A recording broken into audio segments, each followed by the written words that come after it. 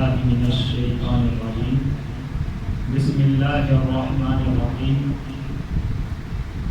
إنما وليكم الله ورسوله والذين آمنت بالله صدق الله العظيم وبلغنا رسوله النبي الكريم الأمين العظيم رؤوف رحيم سبحان اللہ. إن الله وملائكته يصلون على النبي يا أيها الذين آمنوا صلوا عليه وسلموا تسليما. حقیقت اور محبت، الفت اور چاہت کے ساتھ نبی آخر الزمان، تاجدار دو جہاں، سید مرسلان، وجہ ظہور امام، آقا علیہ الصلوۃ والسلام کی بارگاہ اقدس درود شریف کا نذرانہ پڑھیے. کوئی نہ خاموش نہ رہے، ملتا پڑھیے السلام علیک یا سیدی یا رسول اللہ وعلی آلک واصحابک یا سیدی یا محب اللہ. السلام علیک یا سیدی یا رسول اللہ وعلی آلک واصحابک یا سیدی یا محمد رسول اللہ صلی اللہ علیہ وآلہ وسلم.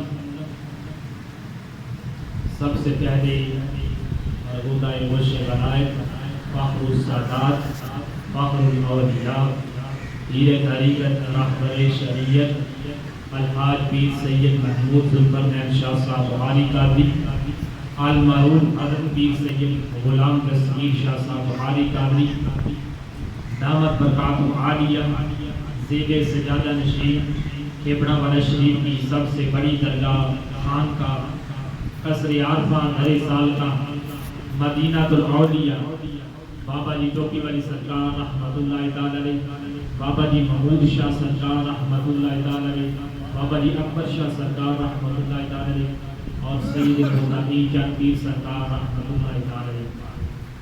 معزز سامعین محترم، واجب الکرام، بزرگوں اور دوستوں، پیارے بچوں، اللہ تعالیٰ کا بے پایہ لطف و کرم احسان کہ آج جمعہ المبارک میں ایک مرتبہ پھر آپ سب کو یہاں آنے اور پیاری پیاری باتیں مجھے سنانے اور آپ کو سننے کی توفیق عطا فرمائی. سبحان اللہ. اللہ تعالیٰ ہمارا یہاں آنا اپنی بارگاہ میں قبول فرمائے. آمین. حضرات، آقا علیہ الصلوۃ والسلام نے جب مکہ مکرمہ سے مدینہ منورہ آپ نے ہجرت فرمائی، آپ مدینہ منورہ میں جلوہ افروز ہوئے،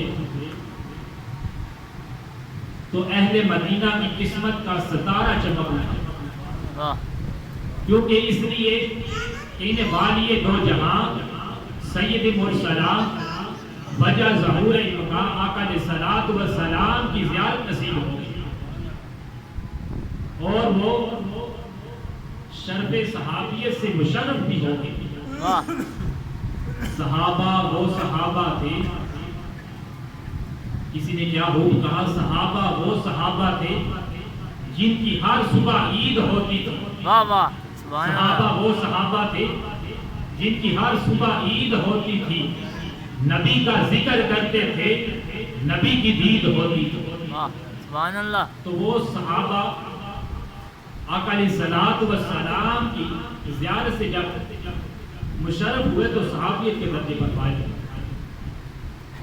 حضرات، روایات میں آتا ہے کہ یہودیوں کے ایک عالم جن کا نام عبداللہ بن سلام تھا،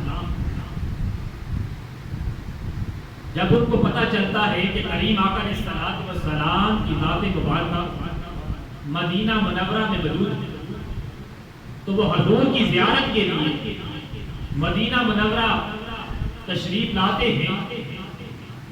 اور جب چہرہ مصطفیٰ، جمال مصطفیٰ صلی اللہ علیہ وآلہ وسلم پر عبداللہ بن سلام کی نظر پڑتی ہے تو دل کی قسمت بدل جاتی ہے.